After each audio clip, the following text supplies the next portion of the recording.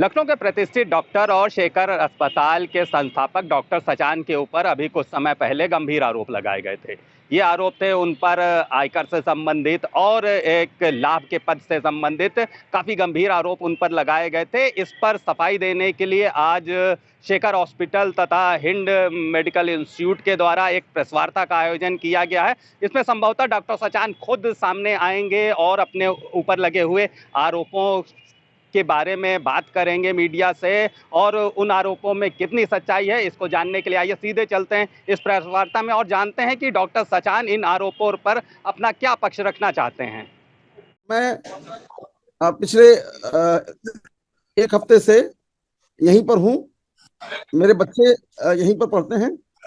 तो मेरी बेटी का ग्रेजुएशन सेरेमनी थी यूनिवर्सिटी ऑफ नॉर्थ कैरोलिना में, अमेरिका में ही। तो उसकी ग्रेजुएशन सेरेमनी जैसे अपने यहाँ कन्वोकेशन होता है उसी तरह की सेरेमनी होती है। उसमें सभी पेरेंट्स इनवाइट किए जाते हैं। तो इसीलिए मैं यहाँ अमेरिका आया हुआ था और मैं नेक्स्ट वीक वापस इंडिया पहुंच रहा हूँ। लेकिन इसी बीच में कुछ ऐसी चीजें मैंने मीडिया जगत में देखी जो मेरे पास काफी देर से आई हैं। अभी पिछले दिनों में मुझे मिला। लखनऊ में तो आपको रोज दिखाई देता होगा, लेकिन मेरे को यहाँ कई दिन बाद मुझे सब सूचना मिली। तो जब मेरे पास सूचना मिली तो मैंने कहा मैं सभी लोगों को एक साथ संबोधित कर दूं कि क्या क्या विषय है, क्या प्रॉब्लम है जिस वजह से ये चीजें उपस्थित हो रही हैं। वास्तव में ये एक पारिवारिक कलह की घटना है, लेकिन चूंकि परिवार की कलह की घटना है इसलिए कोई भी व्यक्ति उस बात को पब्लिक में नहीं लाना चाहता है। मैं उस बात को पिछले 20 वर्षों से उस बात को भोग रहा हूं, लेकिन किसी भी कारण से वो बातें उचित नहीं होती है, कोई भी नहीं करना चाहता, इसलिए मैंने कभी अपना वो पक्ष नहीं रखा। क्योंकि अब ये सभी बातें पब्लिक डोमेन में आ गई हैं, इसलिए मुझे बताना आवश्यक हो गया है। मैंने ऋचा मिश्रा से 2006 में शादी की थी। मेरी पूर्व पत्नी के साथ डाइवोर्स होने के बाद, जो डाइवोर्स 2006 में ही हुआ था, उसके बाद उनके साथ मैंने शादी की थी। लेकिन वो शादी के तुरंत बाद ही उन्होंने अपने रंग दिखाने शुरू कर दिए।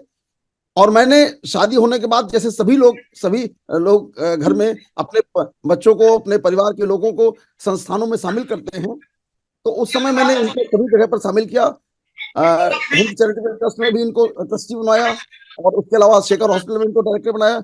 चूंकि तब तक मैं सरकारी नौकरी में आ गया था, इसलिए मैंने डायरेक्टरशिप से यहाँ रिजाइन कर दिया शेखर हॉस्पिटल से, और मैं पूर्णकालिक किंग जॉर्ज मेडिकल यूनिवर्सिटी में कार्यरत हो गया। इस बात की सूचना बाकायदे यूनिवर्सिटी को दी गई और यूनिवर्सिटी ने उसके लिए बाकायदे हमको लेटर वहां से जारी किया कि अब आप यहाँ काम नहीं कर रहे हैं, इसलिए आप किसी तरीके का शेखर हॉस्पिटल का कोई दोष नहीं है। वो चिट्ठी भी आपको मैं सर्कुलेट कर दूंगा जिसमें ये कहा गया है कि आप कभी भी भविष्य में शेखर हॉस्पिटल में काम नहीं करेंगे। और मैंने 2002 के पहले प्रैक्टिस करता था। 2002 के बाद से मैंने कोई प्रैक्टिस नहीं की, कोई मरीज नहीं देखा, न मरीज देखने का मेरा कोई औचित्य है। लेकिन इस तरीके के मनगढ़ंत आरोप लगाए जा रहे हैं और ये सारी की सारी चीजें बना करके इतने लंबे समय से जो चीजें थी उन चीजों को यहाँ पर प्रदर्शित किया जा रहा है। ये जो इनकम टैक्स से संबंधित जो पेपर हैं उनके बारे में बताऊं मैं आपको। 2013 में एक इनकम टैक्स की सर्च हुई थी इंस्टीट्यूट ऑफ मेडिकल साइंसेज में और शेखर हॉस्पिटल में ज्वाइंट। तो चूंकि मैं एक ही परिवार में रहता हूं, एक ही घर में रहता हूं, पत्नी के साथ रह रहा था, तो उस समय कोई चीज डिफरेंशिएट घर में नहीं की जा सकती है कि ये डॉक्यूमेंट पत्नी का है, ये डॉक्यूमेंट पति का है, ये संभव नहीं होता है।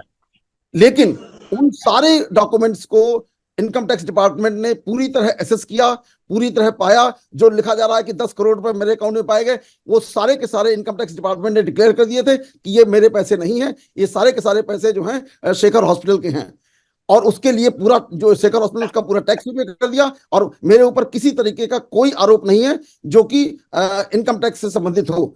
और जो उसमें कहानियां लिखी जा रही हैं उसके पहले की हैं, जो इनकम टैक्स डिपार्टमेंट के ऑर्डर के पहले की हैं। उसके अतिरिक्त मैं यहाँ केजीएमयू ज्वाइन करने के पहले क्योंकि मैं व्यापार में था, तो मैं वो शेयर खरीदना या म्यूचुअल फंड खरीदना, ये सभी लोग करते हैं और ये किसी भी नियमावली के विरुद्ध नहीं है। जितने भी डॉक्टर्स हैं, केजीएमयू में हो या कहीं भी हो, वो सभी लोग शेयर शेयर खरीदते हैं, म्यूचुअल फंड खरीदते हैं। ये एक सामान्य प्रक्रिया है और ये किसी सेवा शर्तों का उल्लंघन नहीं है। तो वो मेरे पास थे और जो भी मेरे पास थे उसका 100% इनकम टैक्स, वो कितने भी रुपए उसमें बनते थे वो पूरे मैंने पे किए और पूरे मैंने अपने इनकम टैक्स रिटर्न में दिखाए हैं। इसलिए कोई वायलेशन या डिस्प्रोपोर्शनेट एसेट की जो बात कही जा रही है वो बिल्कुल पूर्णतः निराधार मनगढ़ंत है। क्योंकि अगर मैंने कोई पैसा कमाया, उसका इनकम टैक्स दिया, तो डिस्प्रोपोर्शनेट कहां से हो जाएगा? वो तो जो आमदनी मेरी है वही आमदनी में दिखा रहा हूं, इनकम टैक्स रिटर्न में दिखा रहा हूं। तो ये बिल्कुल गलत है। उसके साथ ही साथ मेरे पास किंग जॉर्ज मेडिकल यूनिवर्सिटी में, जहां मैं head of the department of pharmacology का, मेरे पास किसी तरीके का कोई फाइनेंशियल पावर नहीं है जिससे मैं पैसे कोई खर्च कर सकूं, आमदनी कर सकूं। जब पावर ही नहीं है तो मैं कहां से वहां से कोई भ्रष्टाचार कर सकता हूं? तो ये सारी मनगढ़ंत हैं, क्योंकि वो सब जगह इन्होंने अपने ऋचा जी जब से काम कर रही हैं वो पूरी की तरह एनार्की के रूप में काम कर रही थी, सब ऑटोक्रेटिक वे में काम कर रही थी। कभी किसी ट्रस्ट के मीटिंग में उन्होंने कोई अप्रूवल नहीं लेती थी, अपने मन से किसी को भी रख देती थी, किसी को भी निकाल देती थी और ढेर सारी उन्होंने अनियमितताएं करी। इस कारण से ट्रस्ट ने उनको निलंबित कर दिया कि आप ट्रस्ट की एक्टिविटी में शामिल नहीं सकते, जिसमें कि मेरा कोई रोल नहीं है, वो ट्रस्ट का डिसीजन है। लेकिन उन्होंने उसको बजाय इसके कि शांतिपूर्वक बैठ करके ट्रस्ट से अपना जो उनको क्वेश्चन दिए गए हैं, जो जिन बातों का आरोप उनके पर लगाया गया उसका जवाब दें, उसके बदले उन्होंने ये आरोप लगाना और मीडिया में जाना और ईडी और सीबीआई का ये काम करना, ये सब उन्होंने शुरू कर दिया, जिससे जो पूर्णतः निरर्थक है। जो भी जांच, जितने भी बिंदु मैंने समाचार पत्रों में पढ़े हैं, वो सारे के सारे बिंदु हाई कोर्ट से लेकर सुप्रीम कोर्ट तक सब जगह डिसाइडेड है। ऐसा कोई बिंदु नहीं है जिस बिंदु को हाई कोर्ट डिसाइड न कर चुका हो।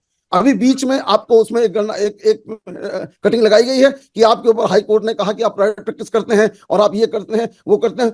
तो उसके लिए उसके बाद मैं हाई कोर्ट में दोबारा गया, उसी रिट में गया जिस रिट में ये लिखा गया था। मैंने कहा मेरे पास ऐसा कोई आरोप नहीं है, और उसको रिव्यू पिटिशन बोलते हैं। उस रिव्यू पिटिशन में हाई कोर्ट ने लिख के दिया है, उसका भी ऑर्डर आपको दे देंगे, जिसमें उन्होंने कहा है आपके ऊपर मैंने कोई आरोप नहीं लगाया।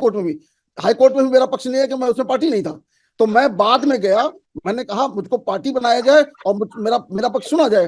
तो जब वहां गए, वहां पर तो उन्होंने कहा ये उन्होंने वर्बली तो एक्सेप्ट किया कि गलत हो गया, लेकिन उस बात को लिखित कहना उनके लिए असुविधाजनक था। तो इसलिए उन्होंने कहा कि ये मैंने आपके खिलाफ कोई ऑर्डर नहीं पास किया है, वो ऑर्डर की कॉपी आपको दे दूंगा, वो आप उसको पढ़ लीजिएगा। उसके अलावा उन्होंने कहा ये जनरल रिमार्क थे जो शेखर हॉस्पिटल, ऋचा मिश्रा और बालाजी चैरिटेबल ट्रस्ट के केस में थे, तो वो मैंने जनरल पास किए, लेकिन आपके खिलाफ कोई भी कमेंट मैंने नहीं किया है। ये लिखित में ऑर्डर में दिया उन्होंने, मैं उसकी कॉपी आपको दे दूंगा इसी ऑर्डर रिव्यू पिटिशन में। मैं कोई कॉलेज नहीं चला रहा हूं, परिवार के लोग चला रहे हैं। मैं जैसे तमाम तरीके के एनजीओज में ढेर सारे टीचर्स ट्रस्टी हो सकते हैं, जो लोक कल्याण के काम होते हैं उसमें कोई भी ट्रस्टी हो सकता है, उसमें कोई आपत्ति नहीं होती। आप 1 रुपए का भी व्यापार नहीं कर सकते हैं, वो मैं कोई भी व्यापार नहीं कर रहा हूं। उसमें एक आधा दर्जन ट्रस्टीज हैं उसमें जो काम करते हैं, और दोनों कॉलेज को चलाने के लिए 2 प्रिंसिपल हैं जो कि टॉप रेटेड प्रिंसिपल है जो वहां काम कर रहे हैं। Hind institute of medical sciences Barabanki में डॉक्टर दीपक मालविया प्रिंसिपल हैं जो कि फुल टाइम काम करते हैं, जो कि लोहिया इंस्टीट्यूट के डायरेक्टर थे। और Hind institute of medical sciences Sitapur के डॉक्टर नरसिंह वर्मा प्रिंसिपल हैं जो कि केजीएमयू के ही प्रोफेसर हैं। अभी उन्होंने अभी वो रिटायर होकर उन्होंने ज्वाइन किया। इसके पहले यूवी मिश्रा थे, उसके पहले बहुत सारे लोग रहे हैं। तो वो लोग काम करते हैं, मैं काम नहीं करता कहीं। मैं तो सिर्फ पूर्णकालिक केजीएमयू में काम करता हूँ, ना। लेकिन क्योंकि परिवार की संस्था है तो हर आदमी को लगता है कि मेरा है। अगर पत्नी चला रही है, बेटा चला रहा है, माँ चला रही है, भाई बंधु चला रहे हैं, तो सबको लगता है कि मेरा है। और उसके अलावा जब परिवार के लोग चला रहे हैं, किसी को सिफारिश करनी होती है तो बटने जो मुझसे कांटेक्ट करता है, तो क्या मैं अपनी पत्नी को नहीं कहूंगा इसका काम देख लो, या मैं अपने परिवार के लोगों को नहीं कहूंगा इसका काम देख लो? मेरा नाम सुनील दत्त त्रिपाठी है और Shekhar hospital, Hind institute of medical sciences Safedabad Barabanki, Hind institute of medical sciences Sitapur, तीनों ग्रुप का सीएफओ हूँ। शेखर हॉस्पिटल का एडिशनल डायरेक्टर हूँ। फिलहाल अभी जो पूरा मामला चल रहा है वो सिर्फ और सिर्फ आपसी मतभेद है डॉक्टर साहब ऋचा मैडम का, और उसमें कोई भी सच्चाई नहीं है। मतलब नहीं है, दवाओं का भी कोई मतलब नहीं। दवा सिर्फ खरीदी और बेची जाती है, कोई मैन्युफैक्चरिंग उसमें नहीं होती है।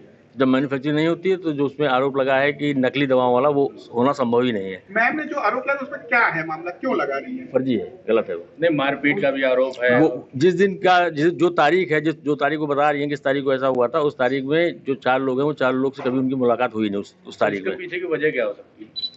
आपसी लड़ाई है, आपसी मतभेद है। सर, आय से अधिक संपत्ति के लिए, हाँ नहीं, वो तो ट्रस्ट ने जो कार्रवाई की उसके अगेंस्ट में उन्होंने ऐसा बोला है। आय से अधिक संपत्ति की भी बात वो लगातार कर रही हैं। वो भी गलत है। तो क्या सर सारे आरोप उनके आप निराधार बता रहे हैं? निराधार बता रहे हैं, क्योंकि उसकी जो सजान सर के ऊपर आरोप लगाए गए थे, उसकी जांच करीब 3 बार हो चुकी है और तीनों बार में कुछ नहीं पाया गया है उसमें।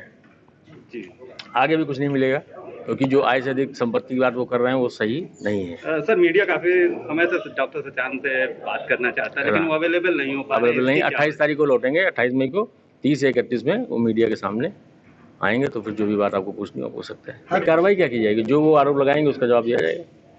तो पहला जो आप बता रहे हो वो तो पारिवारिक मतभेद है ही है, और वो जो दवाई वाला है वो दवाई वाला जो मुद्दा है वो भी उसी से रिलेटेड है, उसी से जुड़ा हुआ मुद्दा है। पारिवारिक मतभेद हुआ, उसकी वजह से ये आरोप लगाया गया है कि फर्जी नकली दवाई बनाई जाती है, जो कि सत्य नहीं है। दवाई अगर बनाई जाती तभी नकली दवाई बनाई जा सकती है, जब दवाई बनाई नहीं जाती, अब मैन्युफैक्चरिंग करते ही नहीं, दवाई कहाँ बना देंगे। शेखर हॉस्पिटल के संस्थापक डॉक्टर सचान आज मीडिया के सामने आए तो, लेकिन एक परिवर्तन ये रहा कि डॉक्टर सचान वीडियो कॉल पर मीडिया के सामने आए। वीडियो कॉल पर उन्होंने सभी पत्रकारों से बात करी। अपने ऊपर लगाए गए आरोपों पर सफाई देते हुए उन्होंने कहा कि मैं चिकित्सा क्षेत्र में काफ़ी लंबे समय से कार्य कर रहा हूं और एक चिकित्सक के रूप में मैं सदा मरीजों की सेवा में समर्पित रहा। मैंने शेखर अस्पताल की स्थापना की और कुछ ही समय में शेखर अस्पताल एक प्रतिष्ठित हॉस्पिटल बन गया। डॉक्टर सचान ने कहा कि उन पर जो भी आरोप लगाए गए हैं वो विद्वेषवश लगाए गए हैं तथा उन आरोपों में कोई भी सच्चाई नहीं है। उन्होंने कहा कि हिंद चैरिटेबल ट्रस्ट में भी उनके पास कोई लाभ का पद नहीं है। इसके अलावा उनके आय पूरी तरह से सार्वजनिक होती है। हर साल वो अपनी आय व्यय का लेखा जोखा सरकार तक को समर्पित करते हैं।